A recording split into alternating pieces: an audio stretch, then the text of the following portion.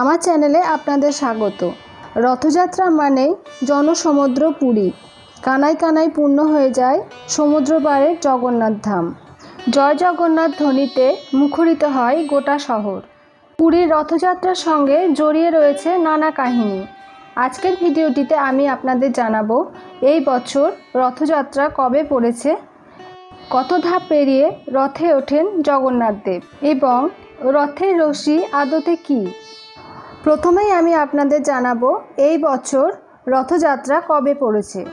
হিন্দু পঞ্জিকা অনুসারে আষাঢ় মাসের শুক্লপক্ষের দ্বিতীয়া তিথি শুরু হচ্ছে 6 জুলাই শনিবার ভোর রাত্রি 4:04 এবং তিথি সমাপ্ত হবে 7 জুলাই রবিবার ভোর রাত্রি 4:33।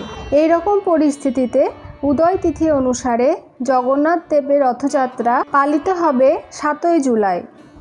নিয়ম মেনে প্রতি বছর 22টি সিঁড়ি বা ধাপ বেয়ে জগন্নাথ, বলরাম এবং সুভদ্রাকে নামানো হয়, যাকে বলে বৈশী পহঁচা। গর্ভগৃহ 22 ধাপের তৃতীয় ধাপে শিবের দর্শন নেন জগন্নাথ দেব।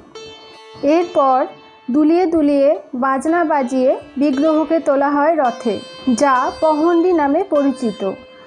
পহণ্ডির পর একে একে রথে তোলা হয় বলভদ্র, সুভদ্রা ও জগন্নাথ দেবকে। এরপর পুরীর শঙ্করাচার্য এসে আরতি করেন। পুরীর রাজা রথ চলার রাস্তা ঝাঁট দেন সোনার ঝাঁটা দিয়ে। রীতি পালনের পর শিঙা ফোঁকা শুরু হয়, বেজে ওঠে কাঁসর ঘণ্টা। তারপরেই টান পড়ে রথের রশিতে। পুরাণ মতে যে রশ্মি দিয়ে রথ টানা হয় সেটা আসলে শঙ্খচূড় নামে এক সাপ। জগন্নাথ দেবের রথের রক্ষক হলেন গরুড়। পুরীর মন্দির থেকে মাত্র 3 কিলোমিটার দূরেই রয়েছে গুন্ডিচা মন্দির। কথিত আছে এটি জগন্নাথ দেবের মাসির বাড়ি। পুরীর মন্দির থেকে বেরিয়ে রথযাত্রা থামে এই গুন্ডিচা মন্দিরেই। টানা 7 দিন এই গুন্ডিচা মন্দিরেই বোন সুভদ্রা ও ভাই বলভদ্রকে নিয়ে থাকবেন প্রভু জগন্নাথ। তারপর আবার তাঁরা ফিরে আসবেন পুরীর শ্রীমন্দিরে। পুরীর রথ মানে আবেগ। লক্ষ লক্ষ ভক্তের কাছে এই দিনটা শুধু একটা পার্বণ নয়, এই রথযাত্রার সঙ্গে জড়িয়ে রয়েছে এরকম বহু ইতিহাস।